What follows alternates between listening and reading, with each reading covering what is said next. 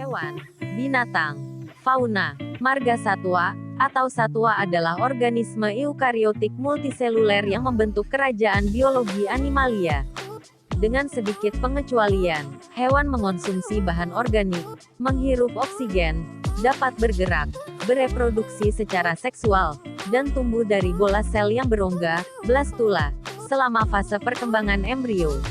Lebih dari 1,5 juta spesies hewan yang masih hidup telah dideskripsikan, sekitar 1 juta di antaranya adalah serangga, tetapi diperkirakan ada lebih dari 7 juta spesies hewan secara keseluruhan.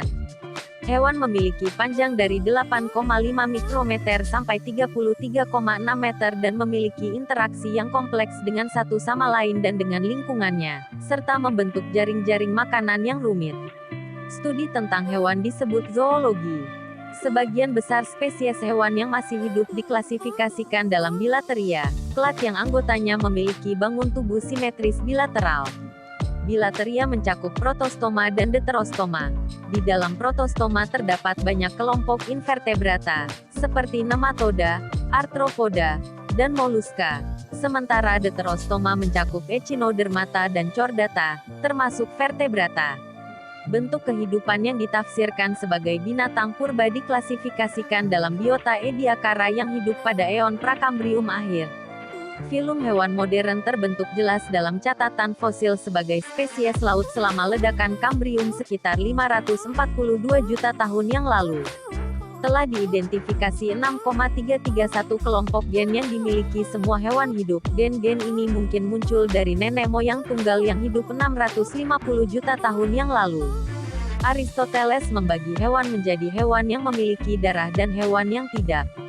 Carolus Linnaeus menciptakan klasifikasi biologi hierarkis pertama untuk hewan pada tahun 1758 dalam bukunya, Systema Naturae, yang dikembangkan oleh Jean-Baptiste Lamarck menjadi 14 filum pada tahun 1809. Pada akhir 1800-an, Ernst Haeckel membagi kerajaan hewan menjadi metazoa multiseluler, sekarang merupakan sinonim dari animalia, dan protozoa, organisme bersel tunggal yang tidak lagi dianggap sebagai hewan. Pada zaman modern, klasifikasi hewan mengandalkan teknik-teknik canggih, seperti filogenetik molekuler, yang efektif dalam menunjukkan hubungan evolusi di antara taksa binatang.